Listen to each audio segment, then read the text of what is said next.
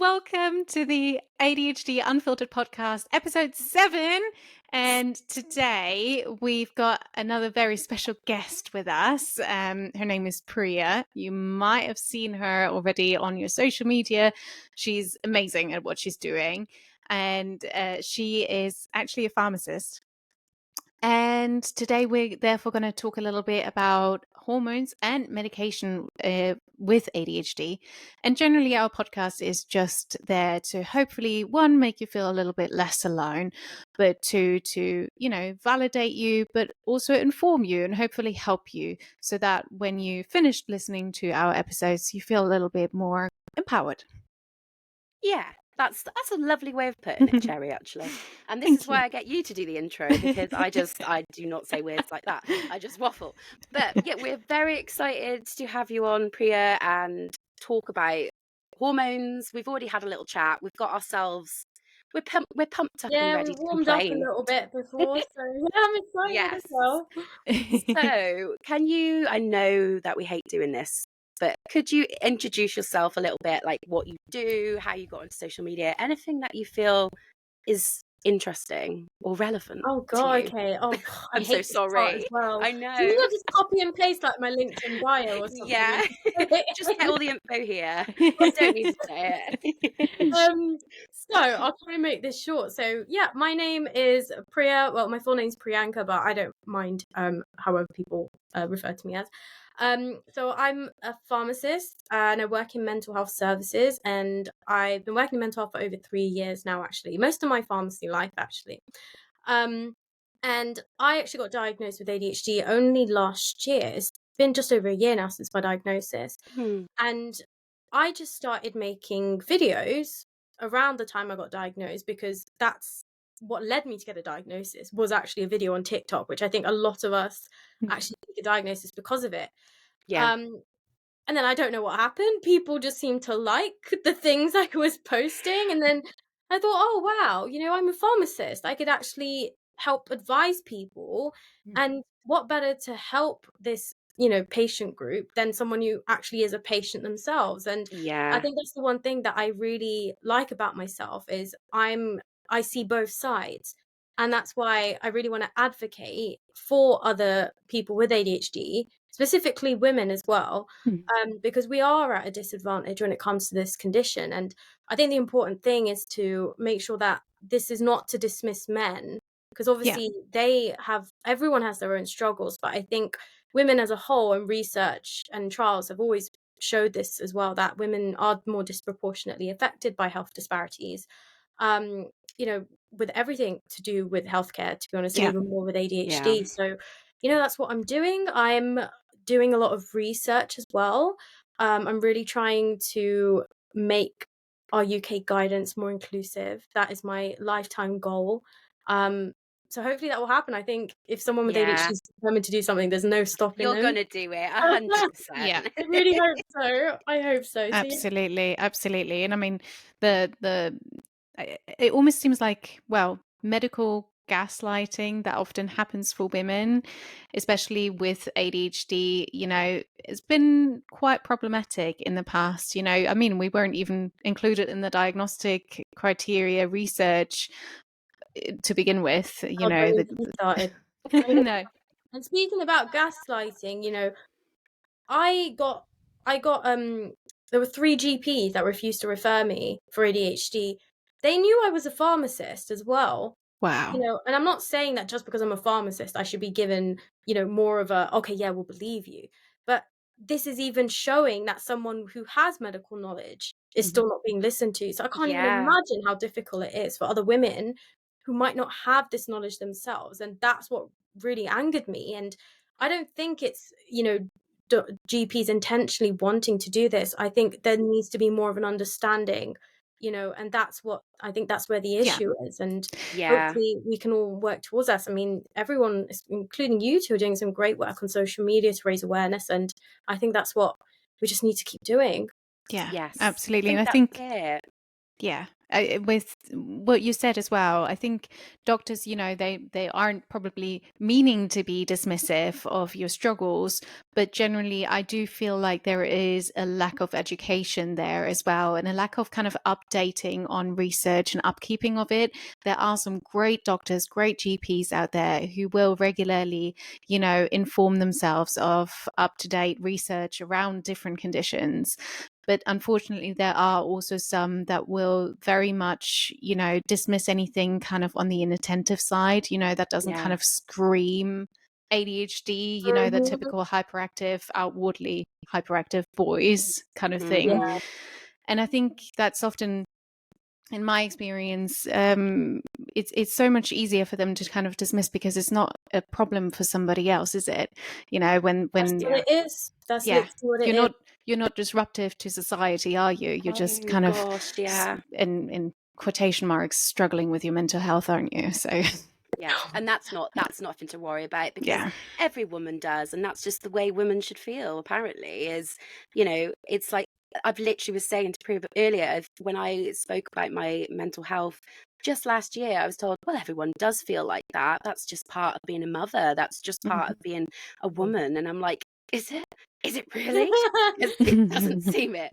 And I think yeah. that's actually genuinely quite scary, because it's really hard to fight a corner when there's no one listening, and it does feel like Mm. that sometimes. Exactly. And on that note, and it might be very helpful actually for some of the, women and also maybe men on the inattentive side who are listening and maybe who got dismissed in the past. Priya, how did you kind of like, get through that and continue to advocate for yourself?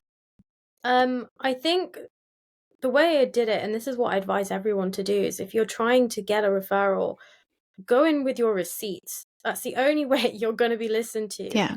Print off the diagnostic criteria, and for each symptom, write how does that symptom affect you? And most importantly, how does it significantly decrease the quality of your life?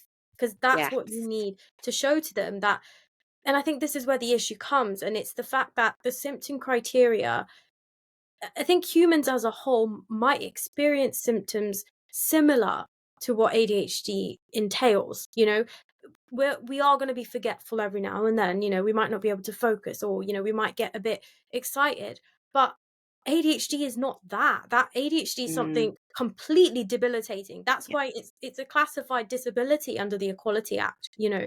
So this is what you have to try and explain to the GPs or whoever is referring you, like, no, this is significantly impacting the quality of my life.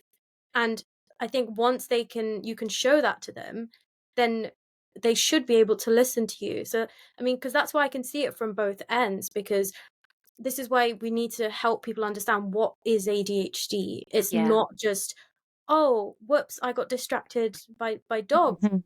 It's not that. It's, your loved one telling you about something important to them, and you zoning out or not being able to Yeah. Mm, focus. And you're not being able to actually take in what they're saying, even though you're trying 110%. There is a big difference. And I think that, Absolutely. yeah, that's what I believe social media is working towards actually helping, is, yeah. the difference between what is ADHD and what isn't. Yeah. Yes, that was, for me, was like eye-opening. Was I was already trying to get a diagnosis before I even downloaded TikTok, and it was 2019.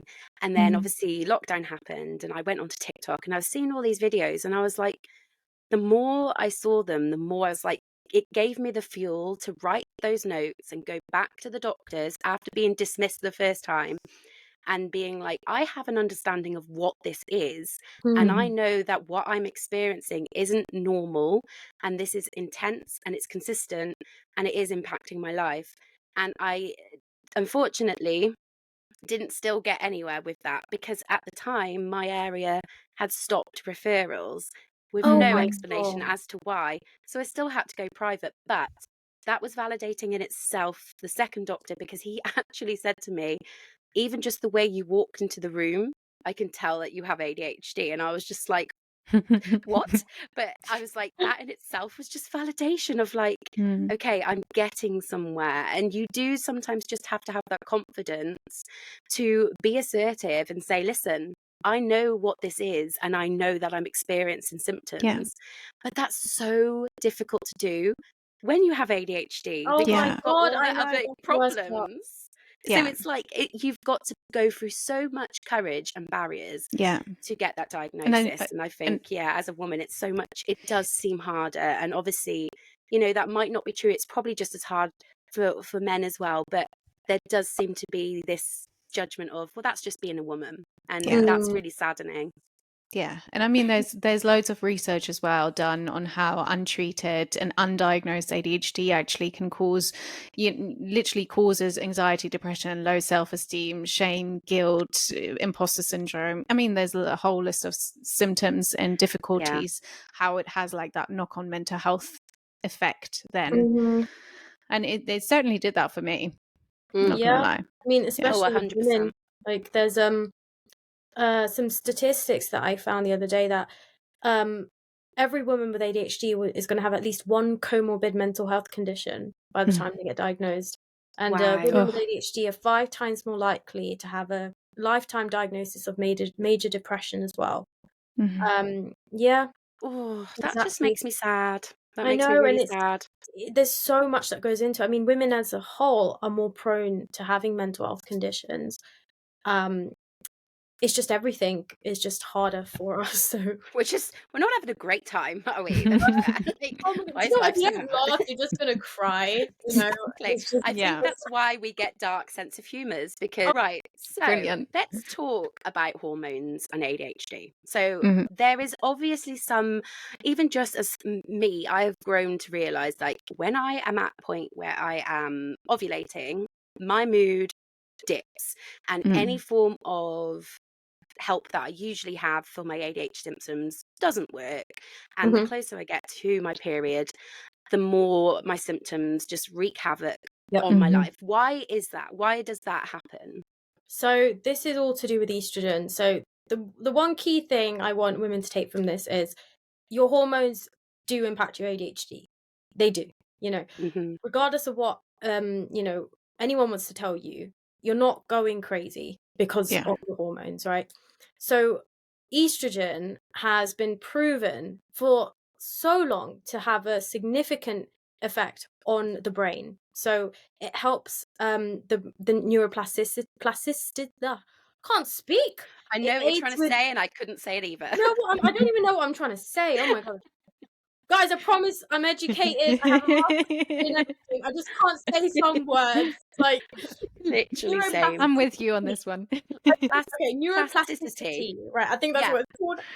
You got that. So, We got it. yeah, it helps your brain adapt, basically. It also helps prevent your neurons from being overstimulated. And most importantly, it helps produce those amazing neurotransmitters that we need, but are already depleted in ADHD. You know, so when we look at the hormonal cycle, the way estrogen is, it's like is it called a bell curve? So it will go like this and then peak at ovulation and then go all the way down. So when you're leading up to ovulation, which is probably from like days 5 to 14-ish, that's when you're going to find your ADHD symptoms to be, you'll find them being a little like managed just a little bit better. And that's because your estrogen is rising. And whilst your estrogen is rising, it's basically creating more dopamine, it's creating more serotonin, more noradrenaline. It's also making the receptors for these neurotransmitters bigger, essentially, and making them more sensitive to that. And estrogen receptors are actually found in multiple brain regions that have been linked to ADHD anyway, such as the amygdala and the prefrontal cortex. They're loaded with estrogen receptors, you know. So there's so much linking estrogen with the brain and therefore ADHD. And then once you ovulate, there is a sharp decline in your estrogen, you know, straight away. There's no messing about, you know, it just goes straight down. And that's when you go to the luteal phase. And this is the most problematic phase for a woman with ADHD because this is when progesterone starts to increase. And weirdly enough, right, progesterone is actually meant to be a calming hormone. And it's so infuriating when I researched about hormones because progesterone is the pregnancy hormone, right? So basically for half of our life, our body is preparing for a child, because progesterone is what makes you want to eat. What makes you want to sleep. Yeah. It slows you down. It slows your GI tract down so it can take in as many nutrients just in case you have a baby. And it's like Wow. half of your menstrual cycle, your body is doing that. And then I like to say it throws a tantrum when you're not pregnant and is like, right, go on, Okay. get out. We did all of that Yeah. for nothing. Yeah. I So literally have one job, guys. Like, let me do yeah. it. So some studies have found that in women when they have ADHD, their symptoms are the worst when there is an increase in progesterone and a decrease in estrogen.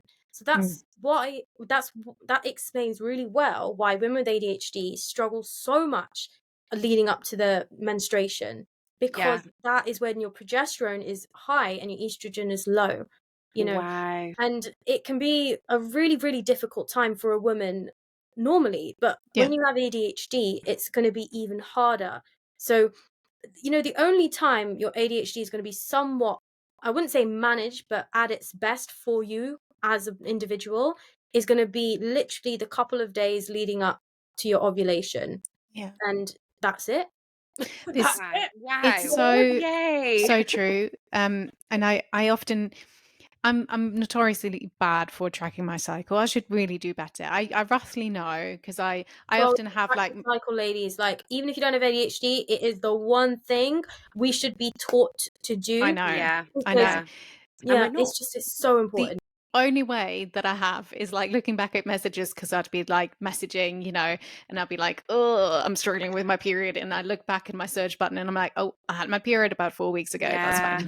fine. But basically, what I often had found was I'd have really, really like an awful week, but then a specific like few days where I felt like my ADHD symptoms became so incredibly unmanageable that it was Mm. literally disabling me from doing everyday life things. I have like a little, I guess it's like a little hissy fit where I'm just like, do you know what? I'm reinventing myself and you aren't involved. Okay.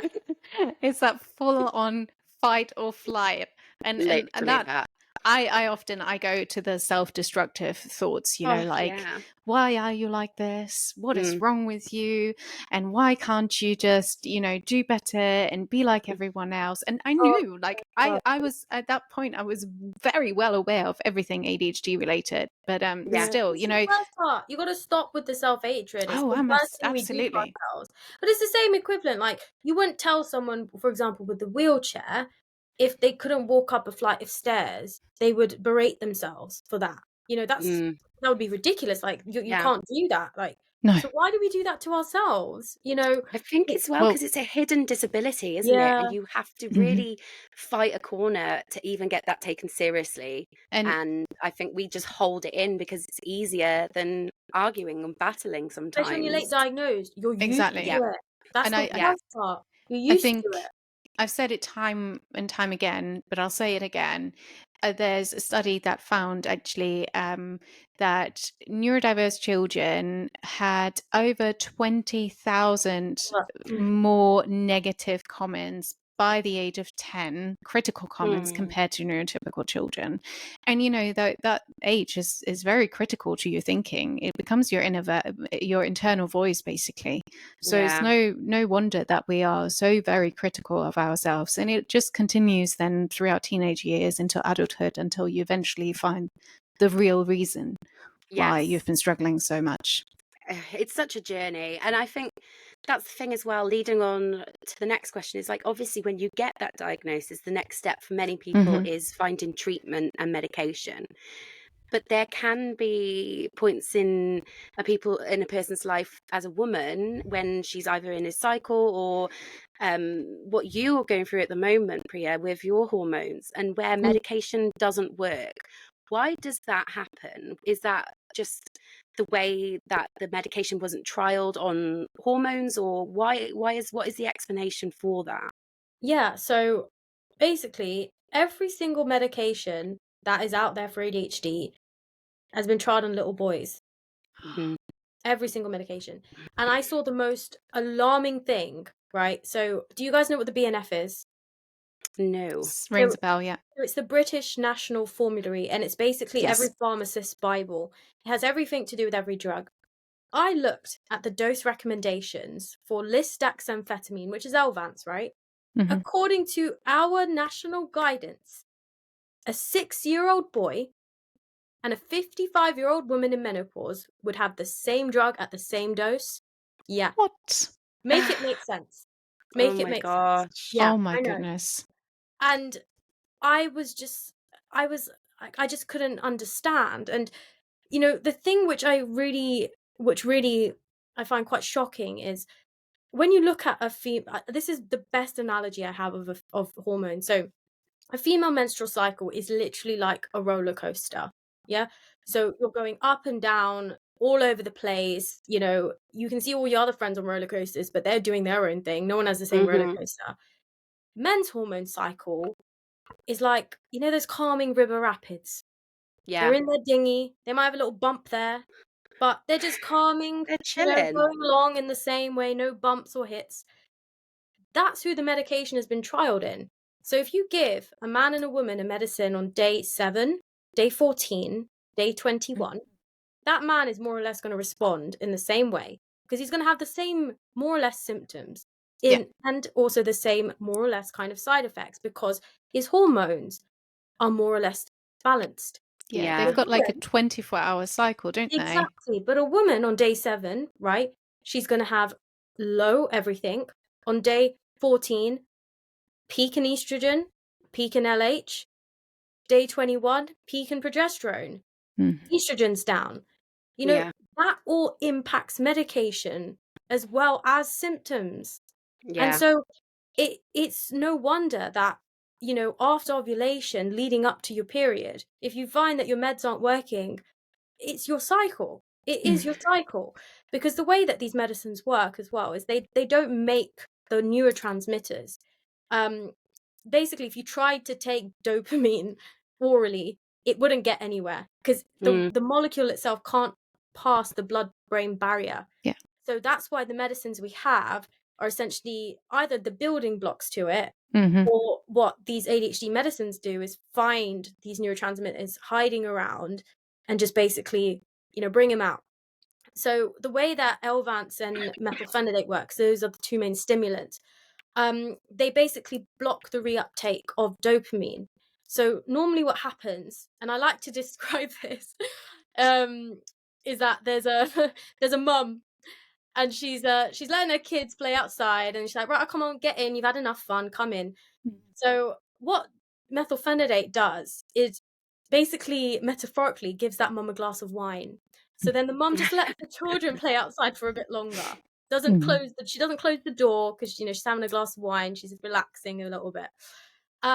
And then that's what methylphenidate does. So it helps keep the dopamine out a bit longer so it can attach to all the receptors. And then what Elvance does is not only does it give the mum a glass of wine, it then goes inside the house, finds the baby and the carrier, and lets the baby out as well. Yeah. So Elvance does 2 things and methylphenidate does 1. So that's essentially how they work. But the thing is, when you look at a female cycle, as we've already known, as I've hopefully explained and made clear, is there's a direct correlation between estrogen and dopamine. So the more estrogen you have, the more dopamine you have. All neurotransmitters, essentially. So, Yeah. but what happens if you're giving the mum a glass of wine, she's letting the kids stay out longer, but she's only got 2 kids, right? Whereas in the first half of the cycle, she might have 10. So the medicines aren't going to work as well in the last half of the cycle because you don't have enough of these neurotransmitters being produced. So what are the medicines going to do? You know, then they're not going to be able to work on anything. So that's why there's two things that I would recommend for women to do, which is so important, is tailoring your doses. But this is obviously something that you have to do with a specialist. So guys, please, for the love of God, don't start cutting up your tablets based on this podcast. I beg you, please don't do that. Speak with your prescriber, but you need to have a higher dose in your luteal phase, so after ovulation, because studies have also found that women are a lot more sensitive to stimulant medication around ovulation, and that's because they've got all of that estrogen? It's our hormones. Like, it's our hormones. And then this leads me on to explain about like my endometriosis, because I've had to go in a chemically induced menopause, because endometriosis is a condition of estrogen dominance. There's too much estrogen, and that's what is growing these lesions outside of the endometrium, and then they've got nowhere to go, so they're just pulling, and that's what causes the pain. And I've had to go in a chemically induced menopause, which basically blocks all my hormones, right? So yeah, my pain is managed because the estrogen isn't there growing these lesions, but my ADHD is raging. And I don't even, some days I take my medicine, some days I don't, because thanks to the medicine shortages, we're literally rationing it out. But I can't tell the difference if I'm taking medication or not. There's no difference. And this is, I've been like a kind of guinea pig on myself, but I'm like, look, my theory is true. Like, it's literally firsthand. I've experienced it. Like, even my partner has said to me, like, yeah, you're definitely, it's crazy. Yeah. And it's just alarming that none of this is being noticed in healthcare, and we're expected to still take medication in the same way that men are. It's just, it's ridiculous. I read the study about the connection between endometriosis and ADHD, and it literally found that women with endometriosis were more susceptible to also be diagnosed with ADHD, and the other way around as well. Women with ADHD were more likely to be diagnosed with endometriosis. So it literally had like a double kind of thing. And the end of the study was actually suggesting or saying then doctors should take this into account and automatically screen women with endometriosis for ADHD. And the other way around as well. Screen women with ADHD for endometriosis. But obviously nobody's doing that, because it's just women, isn't it? No, it's why would they? Why would they do that? Although there have been some very rare studies, saying that actually endometriosis has been found in some very rare cases in men as well. Wow, which is very interesting. Yeah, only about like I think 8 cases or something like that. Honestly. Sorry guys. I don't good. know, my laptop then just fell off my makeshift stand. Chaos. Your MacBook chargers are so bulky, and I'm like, my bed's here in the bed frame, and I was trying to, when you're like trying to put it in and you can't find the socket. Oh mate, Do you know, Priya, I wouldn't expect it any other way. I mean, the way I started today was not any better. So I feel like that's what this is all about, though. It's being unfiltered. It's not having to mask yourself or be all prim and proper. I mean, I've got Garfield pajama pants on. Do you know what I mean? I'm chilling. I'm loving life. I've got leggings, but I made an effort with the top. Well, I've got joggers that have got holes in them, but nice. For some reason, I can't not get. They're like my comfort thing. I don't know if it's an ADHD thing. You just wear clothes that are falling apart. Like, I don't know what it is. They feel the best. The ones with the holes in it always feel the best. I don't know why. I don't know why. I was there was a burning question of mine, which is, how do then contraceptives impact on ADHD symptoms? So this is one topic which is actually going to be like my next research to look into. Mm-hmm. But contraceptives are they're synthetic hormones. Yeah. So the thing is, like, I've had to go on contraceptives, of course, because of endo. And the thing is, women nowadays they're being given contraceptives like sweets. But the thing is, your natural cycle, it's good for your body, and if you have painful periods, acne, all of the conditions that sometimes contraceptives are recommended for, there are other ways to try and manage them besides, giving your body chemicals that aren't natural. But if you take contraceptives, of course, there's that's your decision. Like, I've been on them for over 10 years, on and off, and they've helped my pain at times as well. So, but I think when it comes to ADHD, it is a really tricky one, because based on the theory that I've explained about the fluctuations, you would think that it would be more stable. Mm-hmm. And I think that is what happens, because I've had a look, and it depends what contraceptive you go on. But then the thing is, when you have that breakthrough, or the 7-day pill free, and you have a withdrawal bleed, that's not a period. That's basically your body just kind of like, oh my God, where's the hormone? Right, come on, guys, let's get back to work. Freaking Yeah. out. And it only has 7 days, and all of a sudden you've taken the hormone back. So my theory is, if you are taking hormonal contraceptives, like, it should be taken back to back. There's no need to have that 7-day. There's the break, and have the breakthrough period, because it's not a period. It's not a Yeah. period. I No egg that's being shedded. no.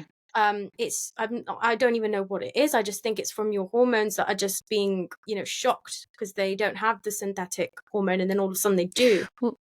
Well, isn't it that they basically, they have all this time to build up the endometrial wall, and then all of a sudden, there's then the sign in your body that actually, you aren't pregnant, and therefore then it sheds it. So it's still not a period, because, there was never an egg implanted or anything like Yeah. that. But it's still like that shedding of the wall because of the lack of hormones, I'm guessing. I don't know. Yeah, because I'm just trying to think. I think that's what estrogen does. It helps build up the endometrium. So Yeah. when you have that 7-day free pill week, you're not taking that synthetic estrogen, so it's not holding it there. So that's where it's gonna fall. And I think sometimes that's what's recommended for a lot of these kind of hormonal conditions, because, a lot of them are to do with hormonal imbalances. Like PCOS is actually to do with, I think, like an increase of testosterone, and like I mentioned, endometriosis is to do with an estrogen dominance. If you're having like spotting and, very light breakthrough bleeding, that could be a progesterone deficiency. So what these pills do is just kind of stabilize it as such, but they're chemicals, so it does help combat the side effects, which can be beneficial depending on, your current like life at that moment. Like, I remember being a young girl and I had really, really bad acne, and I was only a teenager. Same. Yeah, and the contraceptives really helped my skin. So at that Yeah. time, it was something that I was really thankful for. But, I think women need to be made, like, they need to, I can't even speak today. I They feel need to like that. understand what is actually going in their body. Yeah. They can't be given pills to regulate their They cycle. do just give them out for every issue that a woman seems to have. Yes. It feels like. I hate that. I actually, due to my endo, I had tried, multiple, I think all the contraceptives that are out there, Oh my literally God, all of them. Yeah, me too. Because I said earlier to Emma, I also had surgery for my endo, but basically any kind of contraceptives that I had made me so incredibly depressed. I was crying probably like pretty much every single day, if not multiple times a day. There was only one contraceptive that I had once before my surgery that worked for some time, and then after the surgery, after I got pregnant, I trialed that again, and it made me so incredibly low. I've not been on contraception now for 6 years because it made me scared, to be honest, because it would take all of my coping mechanisms away, because I would be so low. And I think, it's not easy to talk about these things, but we need to, because I hope at least that there'll be at least one person that listens to this that thinks, wow, I need to go to the doctor and talk about this and get some support, because now I know this could be what I'm dealing with. Absolutely. And I think, wrapping up the episode, what would you say, because I know we get a lot of people that say about medication, and this is your question that you've put down, Cherry, if you don't mind me asking it. Yeah, absolutely. Does medication take away people's sparkle? I think that's a really good question, and I put sparkle worried about that myself. marks, Yeah, like... sparkle. But a lot of people worry about that. But what are your thoughts on that? Because I don't take it myself, because I couldn't actually get it I don't have shared care, and I don't want to pay for it. Basically, so I don't have an opinion because I don't know, but I know that you do take medication, don't you, for your ADHD? Yeah. what would you say? How has it changed before, obviously, your hormone issues that are going on currently? How did it impact your life? Was it a positive change? Did it dim your sparkle at all, or did it heighten the sparkle? Okay. Actually, there was something else which I wanted to add on to Mhm. what you talk about, and I'm going to say it now before it falls out my brain. But I was just actually remembering. So with hormonal contraceptives as well. So yes, they are, estrogen derivatives and stuff, but they are not chemically similar to your natural estrogens and progesterones. So they basically do what they need to do in terms of, just, building up your endometrium, blah, blah, blah. But Yeah. the benefits on you mentally and on your brain are not going to be there because they're not the same structure as your natural estrogen. So Mm, that's why, when women go on these contraceptives, this is my theory. That's why a lot of them suffer with a lot of mood disorders and struggle with depression, because you're giving them, you know, chemical structures similar to estrogen but aren't. So it's like a yeah. lock and key mechanism with hormones. So Mm, they might do all the messaging they need to do down there, but when it comes to up here, it's not the right shaped key. And yeah. Yeah. that's It's why, not doing the right thing. exactly, so that's It why, almost, when I was on hormonal contraceptives, like similar, I yeah. turned insane, especially when I was on the Mm, progesterone one. you know yeah. that just turned me Oh absolutely my God. Yeah. psycho. Same. It was Made I, me horrible, actually. It made me not a nice person to be Oh, yeah. around I or to know. Oh, be. I same. here, and I was literally fighting my man. Just literally, he Yeah. would breathe, and I'd be ready to kill him. Same. Yeah, literally. Yeah, yeah, Same. yeah. It caused a lot of issues actually. Like I felt like I barely had any control anymore about my emotions. Like Yes, my yeah. emotional dysregulation was through the roof. Oh, I was a toxic. I'm not even gonna sugarcoat it. I was a toxic little bitch. I really was. I wasn't nice. I look back at myself and I was so confused about what I was feeling that I would just project it because I didn't have the emotional maturity that I do now to like be like, okay, well that's what it is. Like I don't want to make other people feel bad, but back in my late teens, early 20s, oh my gosh, I was just not a great person to be around a lot of the time, Yeah, and it's which is it's so sad. sad. Yeah, and there's another thing which just really bugs me is that women are only fertile for 6 days in their cycle. Yeah, That's yeah, it, 6 days. Yeah. Yeah, we are the ones who have to bear the hormonal contraception. I know. And one of the reasons why male contraceptives weren't put forward is because the side effects were not tolerable. Yes. Um, Yes, and they were Makes me finally want to enough punch the someone. same as the women's side Yeah, effects, weren't they? exactly. Yeah, this is not to It's like, be man hating, by the way. I've really got No. no, I harsh. love men. But the thing is, it's like, this is what I'm saying. It should be two ways. You should be able Yes, to have a discussion with your partner, flip a coin, who's going to be taking the mate. contraceptive. You know what I mean? I'm in a Yeah. battle right now because I'm like, why am I getting so close? I'm like, it's time. It's time to get the snip. Like, I've done 2 births of children, so, and he's like, oh, I'm not really, and I'm like, well, we're not gonna have relations then because there's no other way to put it. I'm not like, if you're not going to do that, then I'm not doing this. I And did this he's in probably my listening to me right now. I want to get my boyfriend to sign a contract if we get married. I'm like, right, if I Yeah, give you kids, you are getting yeah. snipped if we are I've still done together by the blade. exactly. It's But, like I've done my job, you do your job. Like exactly, my exactly. genitals have been through enough, so your turn.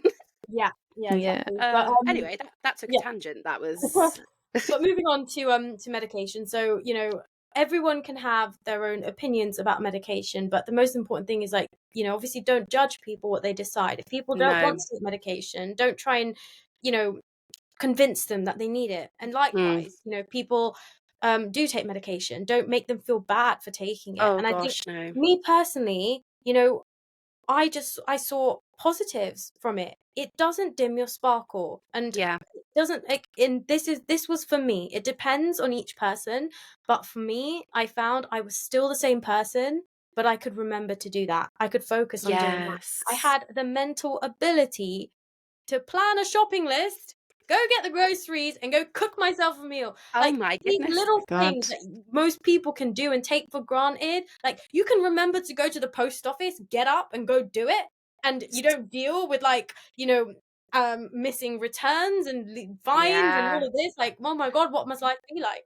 So it was just calmer. And the thing which people I want to explain with how it is, like an average person, let's say they're here, and for people who are listening, my hand is like on my nose. um and what happens with people with ADHD, this level is by moving it down your mouth. Yeah. So taking ADHD medication basically moves it up to your nose level where I'm at to make you more balanced.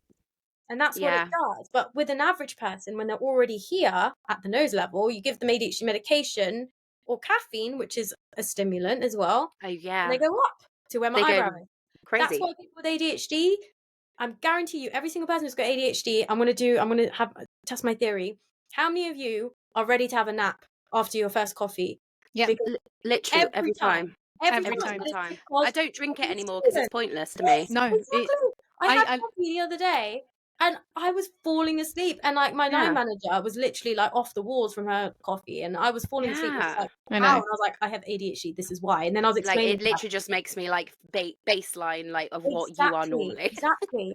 So it, If it Yep. not worse. levels you out. That's what it is. But Yeah.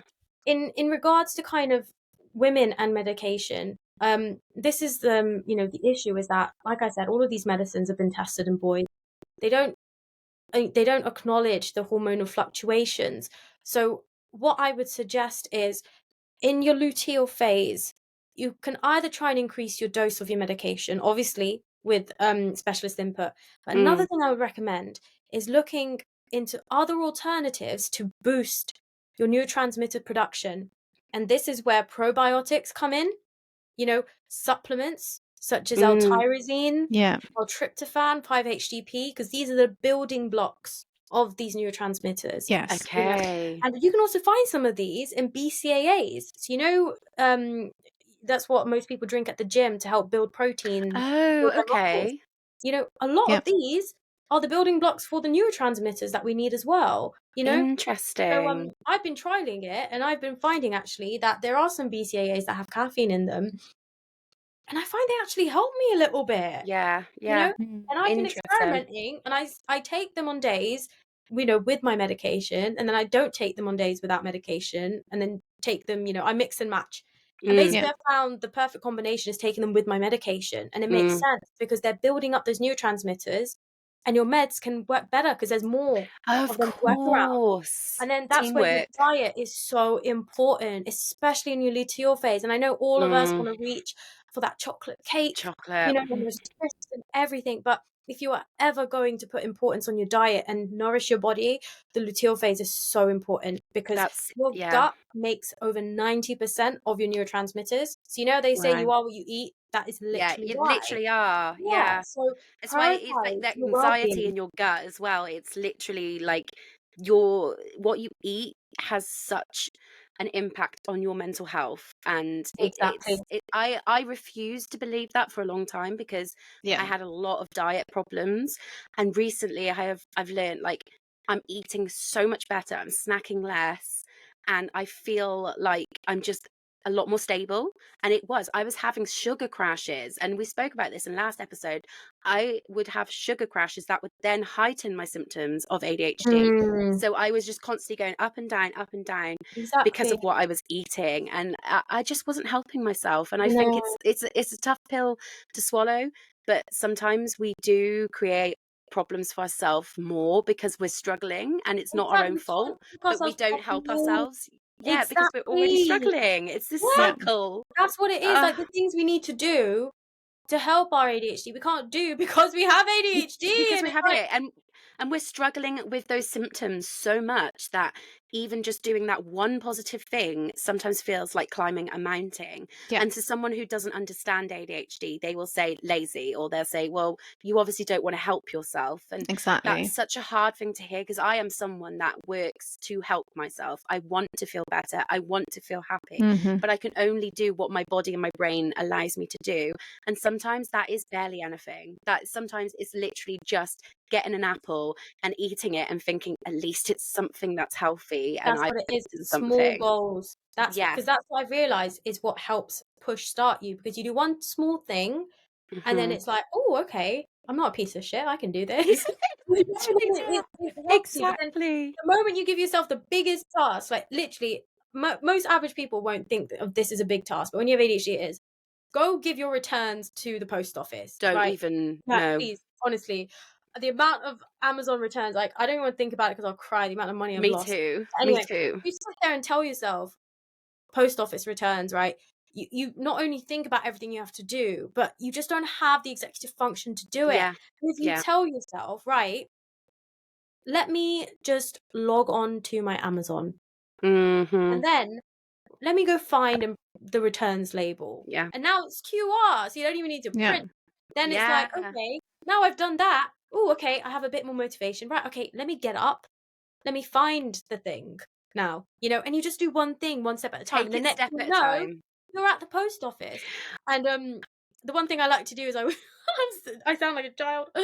Every time I return something at the post office, I buy myself a mint arrow. You So do that. You treat yourself. You that's deserve what keeps that. you going. That's what ADHD people, this is what drives us. Reward Fear system. and pleasure. Yeah, Yeah. those two things. Yeah. So that's why sometimes I realized when I was younger, the only way I did things is because I was scared of my dad. So Yeah. that's what made me do things. And then obviously pleasure, because we're dopamine seeking. So use that Yes. to your advantage. Yes. And yeah. I actually there's this massive advice as well for people with ADHD to, have rewards before you do the task and after the task. Because Oh, yeah. you need that little bit of dopamine to actually like get you started with that Yeah. task. So you actually have to have a reward beforehand to build up a little bit of dopamine, then Give a do little the task, boost. and then boost it Yeah. up again with Yeah. another reward. I mean, if reward kind of systems work for you, it doesn't work for everyone, but Yeah. No, that's good. That's No. why I always believe this is one thing that ADHDers are so like. I even do this some days as well. Like, you have a work meeting at 9 a.m. You'll be out of bed at 8:57, and you'll be Mhm. rushing around doing everything in those 3 minutes because you think you're Wonder Woman, and then you're starting like just stressed. Yes. So I always now try and make sure that no matter what, I will leave myself half an hour every morning to do something I like. And it can literally be go for a walk, read a book, do some yoga, do something that brings you enjoyment and pleasure, because that is what you were talking about, Cherry, is that it helps boost your dopamine. Yeah. And because you've got something pleasurable, and that helps kickstart you for the rest of the day. And then if you 100%. do the same thing like at night, I don't know how the nighttime works, but I think it helps calm you down as well, because I do a lot of reading at night. And I have a night lamp as well because of my time blindness. It does the whole sunset thing. Oh, I So love that. so then I don't, because otherwise I'd be there reading a book for like hours. Yeah. But that's always recommend to do that every morning, because it really helps, Just be honestly. kind to yourself, essentially, isn't it? It's just giving yourself nice Absolutely. things to do. Speak And to I the way think, you would speak to your friend. That's what I always say to yes, myself. you've Because said we're that so too, much nicer Cherry. to other people Yeah. than we are to ourselves. I'm horrible to myself. I'm horrible to myself. Like, even if I drop something, like something so small, and I'll be like, oh, you silly bitch. And I'm like, why am I calling myself a bitch? Like, why am I so aggressive to myself? And the other day, like, there was someone outside and I was in the kitchen and I opened my cupboard and everything fell out. And I went, I'm not going to repeat it, but I said, you effing big C word to myself. And they looked into my window because they must have thought I was talking to someone. And I was like, just talking to myself. I'm not being abusive, I promise. I'm saying it to myself. But anyway, Oh my god, I they probably know. think I'm Like, crazy. it's not funny, but it is at the same time. Like the other You day, have to like make my light of it. boyfriend asked me to bring him the Tesco bags. Because basically, we have this agreement. So he'll go to the gym, and because he has the dog, I'll go pick the dog up from the gym. Oh, And anyway, he yeah. asked me to go bring the Tesco bags. He called me at lunch to remind me. He sent me 3 reminders on my WhatsApp. But when I left the house, I couldn't find my glasses. So I was running around finding my glasses. And then what do? I walk out the house and forget the bloody Tesco bag. Oh And then I no. go see him at the gym, and I'm there about to have a breakdown. I'm like, I forgot the bag. I'm so sorry for myself. I ruined not eating it. Oh no. Oh my Why god. But yeah. our little Yeah. I feel bless our little souls. The- Like we the try, we do try. Yeah, Yeah. that's what he says. He always goes, oh, You tried. Oh. I feel like this is a good Love place that. to wrap up, because do you know how long we've been Yeah. talking? We've been talking for like an hour, and we were Oh my all kind of God. we were quite tired beforehand, and like just I kind of know. like, This is what I and said then to you. I was like, we get so excitable. I love I it. know. Do you know what it is? It's the energy. We always Yeah. know when someone's Thanks. neurodivergent This because is why I love Absolutely. neurodivergent people. I know, just like give I me love more, give me Oh, more. Yeah, same. I know. We I feed off actually- each other. I click best with other neurodivergent people, whether they know it or not. It's funny, Yeah. actually. A lot of my friends who I've been like kind of close with for ages, they're now kind of finding out that they've got ADHD, and I'm like, Same. Well, I Same. had it. Literally. I had Didn't wanna it. say I had a gut anything, but- feeling. Yeah. Yeah. Didn't want to say anything. You know. Yeah. No, it Oh, literally. it's I so think funny. anyone that I get on with now, I'm like, do you have ADHD? Or, because I'm just like, why do I like you so much? true. Oh my Yeah. god, you know what it is? Like I don't want to say it, but then I'm like, I feel like a mind reader, or like Mm. psychic. Because I'm You just just like, have this radar. Yeah, it's Yeah. like Right. there's this thing where I look at someone, I'm like, if they haven't got ADHD, then like what is like, Right. there's something going on. Or Right. I'm very good with like looking at the mannerisms, and I'm like, I see you there, I like stimming know. or like fidgeting, or yeah, exactly. Literally. once you know someone is like you just feel safe with them, and Yeah. you feel like you could just be yourself. Exactly. And You don't feel you like can there's just- so much pressure. Because like, exactly. it's like this whole world is literally like corporate world with suits Yeah. and everything. Yeah. And we are literally like baristas. If that makes sense. Like we just want to, people are You just beading wanna hats do and cool joggers, things. and we Yeah. get judged for not being in suits and Exactly. things like We that. just want but- to do little dainty hearts on top of our coffees, and like, can you just like Mhm. let us do that and not be so serious? Oh my God. Okay. Exactly. Who are we You- hurting? We're not hurting any of I you. Just let us know. make our caramel lattes. Come on. Right. Yeah. Let us live in peace. Oh, right. Anyway, Right. I feel like we On all that- need to like stop. Yeah. On that note, we'll wrap up this episode, because I feel like we could probably. I feel like I I'll could talk talk all to you night. guys. Yeah, absolutely. Yeah. Oh, I'm no sweating question. as well. I get sweaty when I know this is too much information, and people probably tune off now and be like, I never listen again. When I You get sweaty, you get excited as well. I get sweaty, and I know when I like someone, because I get like excited and sweaty when I'm talking to them, and I'm like, could I not just get happy? Like, why do I have to sweat? But I do get, it's like there's a lot it's of funny, energy in my actually. body. Emma, I'm kind of similar. And I Yeah. feel like I know. I think I might know what it is. I think it's like trying to like kind of tame that hyperactive side of me, and That's I'm like what it literally is, on my that's chair what like it this, is. Yeah. like Oh my God, jumping so up and hard. down. And Right. I'm like, oh, and I've I been think that's watching like us all. almost making me sweat. Literally, that's The funniest thing is all probably three of right. us are just talking over each other this I know. whole time as well because we Mate. can't contain it. I'm like literally like, listen to me, like all the time. I just want people to like, I don't know, I get so excited. But do you know what? Yeah. This is funny enough though. Before we go, is one of our biggest performing reels and podcast episodes was when me and Cherry interrupted each other every single sentence, and people loved it because it was like, well, that's just well, not everyone. Some people didn't like that, which they did make clear. But most people enjoyed us interrupting and being ourselves. And I think, yeah, that's what it's all about. I had to try so hard not to interrupt. I mean, every single episode, I try a lot. Who I is try hard. I do. hitting plates? I can hear dishes. Is that Yeah, Ash? that is Ash. I In tell the you back. now. It's really distracting me. I've got to listen to you guys speak, and I'm like, I can hear the dishes. Someone is He putting just the wants to be plate. involved. He wants to be on the podcast. He's making it Yeah. clear. Okay, Gotta Ash, invite get him it. in. We'll have you next time. Right. Let's love right. you and leave you guys and And stop before we end yes, up going crazy. Next episode, we'll have another lovely guest who's, also very knowledgeable, and, it'll be out on the following Sunday, as every Yeah. Sunday. So enjoy and goodbye. Thanks so Cheerio. much, Priya. You're Thank welcome. you, Priya, for so having me. much.